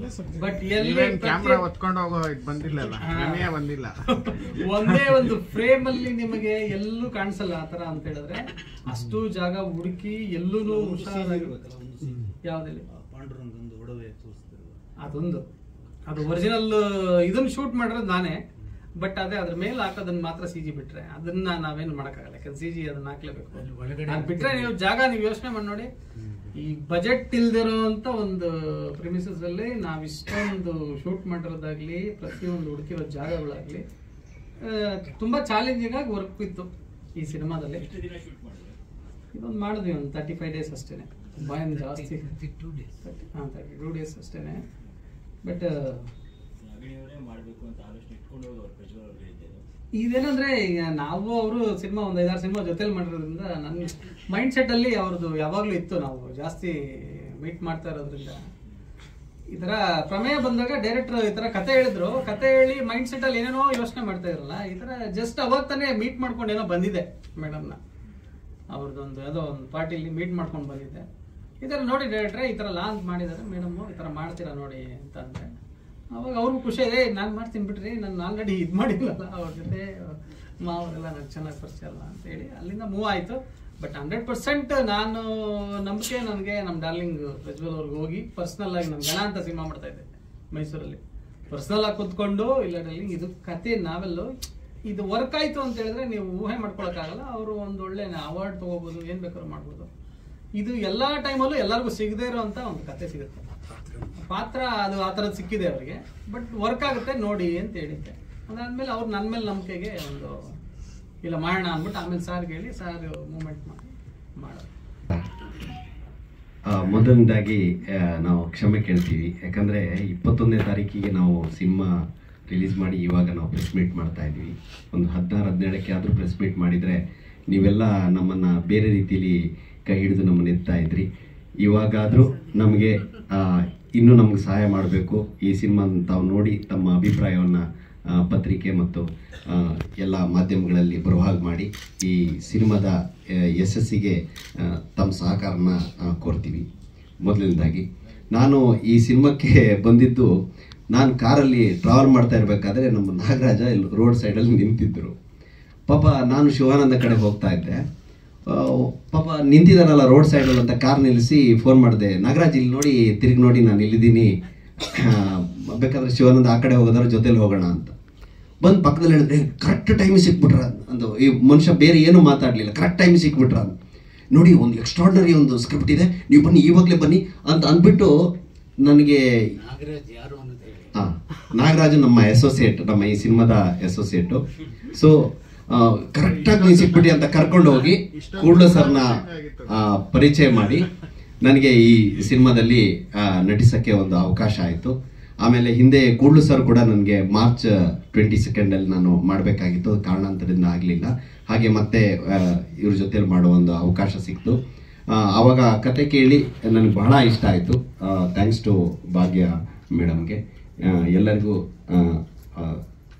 ಏನು ಹೇಳೋಕ್ಕೆ ಇಷ್ಟಪಡ್ತೀನಿ ಅಂದರೆ, ದಯವಿಟ್ಟು ಸಾಕಷ್ಟು ಪ್ರಮೋಷನ್ ಮಾಡಿ ಈ ಸಿನಿಮಾನ ಇನ್ನೂ ನೆಕ್ಸ್ಟ್ ಲೆವೆಲಿಗೆ ತಗೊಂಡೋಗೋಕ್ಕೆ ಸಹಾಯ ಮಾಡಿ ಅಂತ ಕೇಳ್ಕೊತೀನಿ. ಥ್ಯಾಂಕ್ ಯು, ಧನ್ಯವಾದ.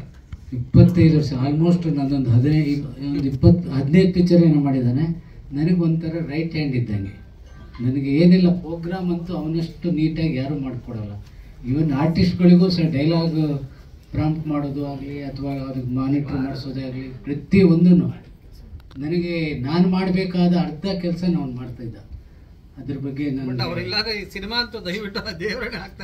ಮಧ್ಯೆ ಏನೇನೋ ಕಾರಣಗಳಿಂದ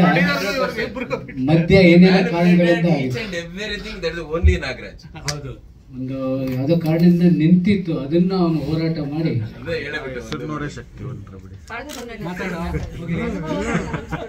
ಈ ಕಥೆಯಲ್ಲಿ ರಾಗಿಣಿಯವ್ರದ್ದು ಹೋರಾಟ, ಸಾರಿ ಶರಾವತಿ ಅವರು, ಹಂಗೇನೆ ಸಿನಿಮಾ ಹಿಂದೇನೂ ಹೋರಾಟ. ಸೊ ಈ ಹೋರಾಟದ ಜೊತೆಗೆ ನಮಗೆ ಕೂಡ್ಲು ಅವ್ರ ಜೊತೆಗೆ ಭಾಗ್ಯ ಕೃಷ್ಣಮೂರ್ತಿ ಮೇಡಮು, ಇವ್ರ ಸಪೋರ್ಟು, ಆನಂದ್ ಸಾರು. ಇದಾದ್ಮೇಲೆ ಆರ್ಟಿಸ್ಟ್ ಆಗಿ ಜೋಸೆಮನ್ ಸರ್ ಬಂದ್ರು, ರಾಗಿಣಿ ಮೇಡಮ್ ಬಂದ್ರು, ಕಿಶೋರ್ ಸರ್ ಬಂದ್ರು. ಇವರೆಲ್ಲ ಬಂದ್ಮೇಲೆ ಏನೋ ಒಂಥರ ಕಿಚ್ಚು ಬಂತು, ಒಂದು ಕಿಡಿ ಮಾಡ್ಬೋದು, ಏನಾದ್ರು ಮಾಡೋಣ. ಈ ಪ್ರತಿಯೊಂದು ಸಜೆಷನ್ ಎಲ್ಲ ಕೊಡ್ತಿದ್ರು ನನಗೆ. ಸರ್ ಈಗಂತೆ ಸ್ವಲ್ಪ ಹೇಳ್ತಾ ಇದು ಪ್ರೊಡ್ಯೂಸರ್ ಇದು ಕೇಳಿ, ಅವ್ರು ಏನು ಗೊತ್ತಾ, CM ನಾರಾಯಣ್ ಸರ್ ತುಂಬ ಒಳ್ಳೆ ಪ್ರೊಡ್ಯೂಸರ್ ಸರ್. ಕಾನೂರು ಹೆಗ್ಗಡತಿ, ಮತದಾನ, ಸರೋವರ ಎಲ್ಲ ಮಾಡಿರೋಂಥ ಸಿನಿಮಾ. ಅವ್ರು ಒಂದೇ ಕೇಳಿದ್ರು, ಕ್ಲಾರಿಟಿ ಏನೂ ಇಲ್ಲ, ಯಾವಾಗ ಮಾಡ್ತೀಯಾ, ಯಾವ ಶೂಟಿಂಗು, ಏನು ಇವಾಗ ಏನು ಖರ್ಚು ಬರ್ತದೆ ಅಷ್ಟೇ, ಬೇರೆ ಇನ್ನೇನೂ ಇಲ್ಲ. ಸರಿ ಆಯಿತು ಮಾಡಿ ಸರ್. ಅವರು ತೋಟದ್ದೇನು ಸ್ವಲ್ಪ ಬ್ಯುಸಿ ಇದ್ದಾರೆ ಹೇಳಿದ್ರು, ನಾನು ಬೆಳಗ್ಗೆ ಇನ್ಫಾರ್ಮ್ ಮಾಡಿದ್ರು ನನಗೆ. ಸೊ ಹಾಗಾಗಿ ತುಂಬ ಅವರ ಒಂದು ಕೋಆಪರೇಷನ್ ಇಲ್ಲದೆ ಇದ್ರೆ ಈ ಥರ ಸಿನಿಮಾ ಮಾಡೋಕ್ಕಾಗ್ತಿರಲಿಲ್ಲ ಸರ್. ಒಂದು ಜನ್ರೇಷನ್ ನೋಡಿದ್ದೀರ, ಅವತ್ತು ಇವತ್ತು 200 years ಅವ್ರು ಇಷ್ಟಪಟ್ಟು ಅಂದರೆ ಇಷ್ಟಪಟ್ಟು ಮಾಡಿದ್ದಾರೆ. ಸೊ ಅವ್ರಿಗೆ ಫಸ್ಟು ಥ್ಯಾಂಕ್ಸ್. ಇವತ್ತೆಲ್ಲ ನಾವಿಲ್ಲಿ ಕೂತಿದ್ದೀವಿ ಅಂದರೆ ಅವರ ಒಂದು ಆಸೆ, ಅವರ ತಂದೆಯ ಒಂದು ಆಸೆ ಇತ್ತಂತೆ, ಅದಕ್ಕೋಸ್ಕರ ಅವರು ಇದನ್ನ ಮಾಡಿಕೊಟ್ಟಿದ್ದಾರೆ. ಆಮೇಲೆ ಏನಾಯ್ತು, ಈ ಹೋರಾಟ ಮಾಡ್ತಾ ಮಾಡ್ತಾ ಒಂದು ಪ್ರತಿಯೊಂದು ವಿಷಯದಲ್ಲೂ ಎಲ್ಲೋ ಒಂದ್ ಕಡೆ ನನಗೆ ಹೋಯ್ತಾ, ಇದು ನಿಂತೋಯ್ತಾ ಅನಿಸಿದ್ರು ಸಾಕು, ಯಾರ ಕಡೆಯಿಂದನೋ ಒಂದು ಬಂದ್ಬಿಡೋದು ನನಗೆ. ಇಲ್ಲ ಆಗುತ್ತೆ, ಇದು ಆಗುತ್ತೆ, ಹೋಗುತ್ತೆ. ಹೋದ್ರೆ ಗ್ರೀನ್ ಸಿಗ್ನಲ್ ಸಿಕ್ಬಿಡೋದು ಪ್ರೊಡ್ಯೂಸರ್ಸ್, ಅದು ರಾಗಿಣಿ ಮೇಡಮ್ ಸಿಕ್ಬಿಡೋದು. ಪ್ರತಿಯೊಂದು ಟೈಮಲ್ಲೂ ರಾಗಿಣಿ ಮೇಡಮ್ ನಮಗೆ ತುಂಬಾ ಸಪೋರ್ಟ್ ಮಾಡಿದ್ರು. ಇದ್ರ ಜೊತೆ ಆನಂದ್, ಹೋಗ್ರಿ ಏನಾಗಲ್ಲ, ಹೋಗ್ರಿ ಆಗ್ತಾ ಹೋಗ್ರಿ, ಏನಾದ್ರು ಇದ್ರೆ ಎಮರ್ಜೆನ್ಸಿಗೆ ನಾನು ಮಾತಾಡ್ತೇನೆ ಏನಾದ್ರು. ಸೊ ಹಾಗಾಗಿ ಇಲ್ಲಿ ನಾನು ಒಬ್ಬನಿಂದ ಖಂಡಿತ ಅಲ್ಲ, ಎಲ್ಲರ ಸಪೋರ್ಟಿಂದ ಈ ಸಿನಿಮಾ ಇವತ್ತು ಈ ಮಟ್ಟಕ್ಕೆ ಬಂದು. ನಾವಿನ್ನೇನು ಹೇಳೋದಿಲ್ಲ, ಎಲ್ಲ ನೀವು ನೋಡಿದ್ದೀರಾ, ನೀವು ಹೇಳಬೇಕು. ಒಂದೇ ಒಂದು ಸರ್, ಒಂದು ಸಿನಿಮಾ 6 ತಿಂಗಳಲ್ಲಾಗುತ್ತೆ, 10 ತಿಂಗಳಲ್ಲಾಗುತ್ತೆ, 1 ವರ್ಷದಲ್ಲಾಗುತ್ತೆ. 3 ವರ್ಷ ತುಂಬ ಕಷ್ಟಪಟ್ಟಿದ್ದೀವಿ ಸರ್. ಅದೇ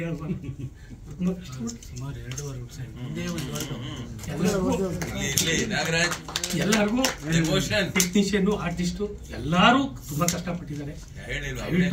ತಲುಪಿಸಿ ನಿಮ್ ಕೈಲಿದೆ. ಕಂಪ್ಲೀಟ್ ಆಗ್ಲಿಕ್ಕೆ ತುಂಬಾ ಲೇಟ್ ಆಗಿದೆ ಅಂತ ತುಂಬಾ ಲೇಟ್ ಆಗಿದೆ ಅಂತ ನಮ್ಗೆ ನೀವು ಎಲ್ಲ ಫ್ರೆಂಡ್ಸ್ ಆಗಿ ಬೈತಾ ಇದ್ದೀರಾ, ಯಾಕೆ ಇಂಥ ಕಥೆನ ನೀವು ಇಷ್ಟು ಲೇಟ್ ಆಗಿ ಪ್ರಮೋಷನ್ ಮಾಡಕ್ ಬಂದ್ರಿ ಅಂತ. ದಯವಿಟ್ಟು ಎಲ್ಲ ನಿಮ್ ಕೈಲಿದೆ ಸರ್. ಎಲ್ಲ ದಿಗ್ಗಜರು ಹೇಳಿದ್ದಾರೆ, ನಾವೇನು ಹೇಳೋದಲ್ಲ. ಇವರ ಒಂದು ಮಾರ್ಗದರ್ಶನದಲ್ಲಿ ಈ ಮಟ್ಟಕ್ಕೆ ಸಿನಿಮಾ ಬಂದಿದೆ. ದಯವಿಟ್ಟು ಸರ್ ಕೈ ಮುಗಿತೀವಿ, ವರ್ಕ್ ಮಾಡಬೇಕು ಅಂತ ಹೇಳಿದ್ರು. ಜೋಶಿಯಮ್ಮನವ್ರ ನಂಬರ್ ಕೇಳಿದೆ, ಯಾವುದೋ ಇದೊಂದು ಪಾತ್ರ ಇದೆ, ಏನಾದ್ರು ಒಗ್ಬೋದೇನೋ ನೋಡೋಣ ಅಂತ ಕೊಟ್ಟರು. ಕೊಟ್ಟ ತಕ್ಷಣ ಇಮಿಡಿಯೇಟ್ ನಾನು ಫೋನ್ ಎತ್ತಾರೆ ಇಲ್ಲ, ಯಾಕೆಂದ್ರೆ ಅವರು ಈಗ ಇವತ್ತು ಇಂಡಿಯಾದಲ್ಲೇ ಎಲ್ಲರ ಕಲಾವಿದರ ಜೊತೆ ಮಾಡಿರೋಂಥ ನಟರು. ಮೊನ್ನೆ ಇತ್ತೀಚೆಗೆ ಸಲ್ಮಾನ್ ಖಾನ್ ಜೊತೆನೂ ನೋಡಿದೆ. ಹಾಂ, ಆ ಥರದ್ದು ಹಾಗಿರಾಗ ಹಿಂಗೆಂಗೋ ಮಾಡಿ ಅವ್ರನ್ನ ಇದರಲ್ಲಿ ಇಲ್ಲಿ ಅಶೋಕ ಪಿಲ್ಲರ್ ಹತ್ರ ನೋಡ್ತೀನಿ, ಹಾಫ್ ನಿಕ್ಕರ್ ಹಾಕೊಂಡು ಬರ್ತಾ ಇದ್ದಾರೆ. ನಾನು ಅಲ್ಲಿ ಕಾಯ್ತಾ ಇದ್ದೀನಿ. ಎಷ್ಟು ಸಿಂಪಲ್ ಅಂದರೆ ಅವರು ಬಂದರು. ಬಂದ ಕೂಡಲೇ ಹೇಳಿದೆ, ಸರ್ ಈ ಥರ ಒಂದು ಗೆಸ್ಟ್ ರೋಲ್ ಇದೆ, ಮಾಡ್ತೀರಾ? ಅವಾಗ ಅವರು ಒಂದು ಮಾತು ಹೇಳಿದ್ರು, ನಾನು ನಿಮ್ಮ ಉದ್ಭವ ನೋಡಿದಾಗಿನಿಂದ ನಿಮ್ಮ ಪಿಕ್ಚರ್ ಮಾಡಬೇಕು ಅಂತ ಇದ್ದೆ. ಸರಿ ಸರ್, ನಿಮಗೆ ನೀವು ಕೇಳುವಷ್ಟು ರೆಮ್ಯುನರೇಷನ್ ನಾವು ಕೊಡೋ ಸ್ಥಿತಿಲಿಲ್ಲ, ಬೇಡ ಏನು ಕೊಡೋದು ಬೇಡ, ನಾನು ನಿಮ್ಮ ಜೊತೆ ವರ್ಕ್ ಮಾಡಬೇಕು ಅಂತ ದೇವರನ್ನ ಇಲ್ಲೇ ಬೇಡ ಅಂದ್ಬಿಟ್ಟು ಕ್ಯಾರೆಕ್ಟರ್ ಹೇಳಿದೆ. ಇನ್ನೂ ಖುಷಿ ಆದರು. ಬೇಡ ಏನು ಸರ್, ನಾನು ಪ್ರೊಡ್ಯೂಸರ್ ಆಗಿದ್ರೆ ನಾನು ಖುಷಿ ಪಡ್ತಿದ್ದೆ, ನಾನು ಪ್ರೊಡ್ಯೂಸರ್ ಅಲ್ಲ ಡೈರೆಕ್ಟ್ರು. ಕೊನೆಗೆ ನೀವು ಏನು ಕೊಟ್ಟು ಕೊಡೋ ಸರಿ ಸರ್ ಅಂತ ನಾನು ತಿಳ್ಕೊಂಡಿದ್ದು.